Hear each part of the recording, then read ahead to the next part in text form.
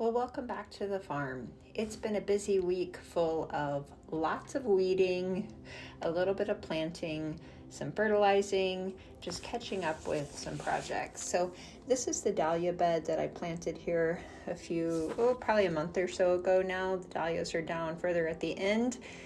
You're seeing those now. And I wanted to get the drip line pulled back straight and then Lisianthus planted for some beautiful fall flowers. We've got a wedding for a special lady the end of September, and many of these flowers are going to be in that wedding, but there will also be lots of gorgeous things to deliver to my other florist. And then I wanted to start getting this chicken coop bed back into shape again. You can see it is massively overgrown. You can't even see that there's a brick border there, but we're going to get that uncovered at least part of the way this weekend, and I'll just keep chinking away at this and making it happen. It seems like we've had lots of wonderful rain, which has made the weeds just go nuts. It's also been great for the plants, but it's pretty easy pulling right now.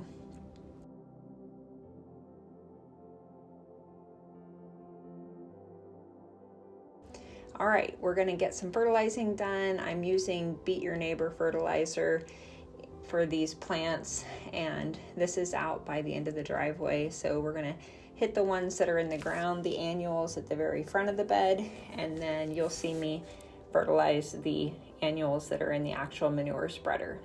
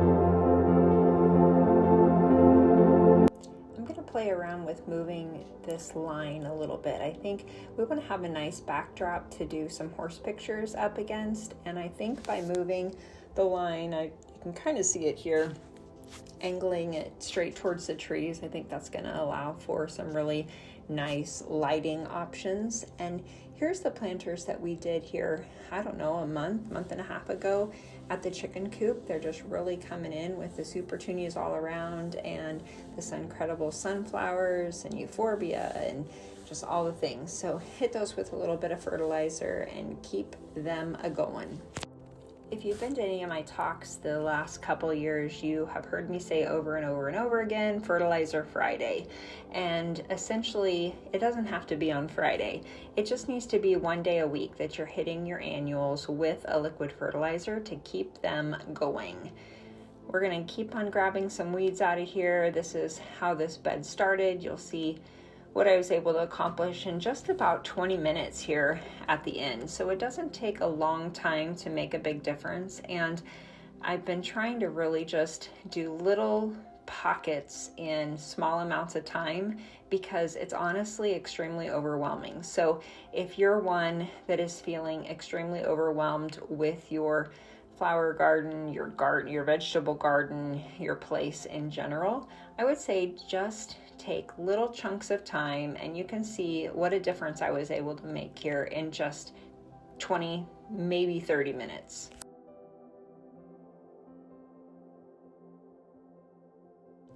I've got plain the blue salvia and then suncredible sunflower in front of this Nephofia to the left side of the walkway to the grain bin, and it is just beginning to hit its stride. I can't wait to see what it's going to look like here in a little bit. I did the very first, you'll see the heptacodium or temple of bloom there. I trimmed that up to make it look a little less scrubby and more like a tree, and you can see there's actually some brick on that right side of the pathway to the chicken coop. So we'll keep on working on uncovering the rest. And while I was down there, the horses came up, and I thought, we'll just do a little pasture update here. So this is in the creek pasture.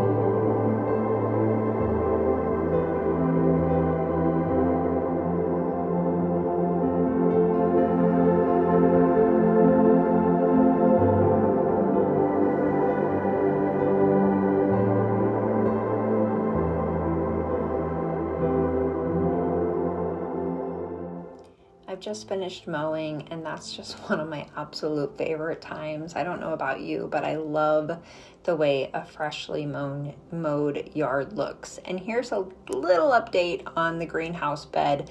They're just starting to kind of come into their own, the red and white petunias and the salvia.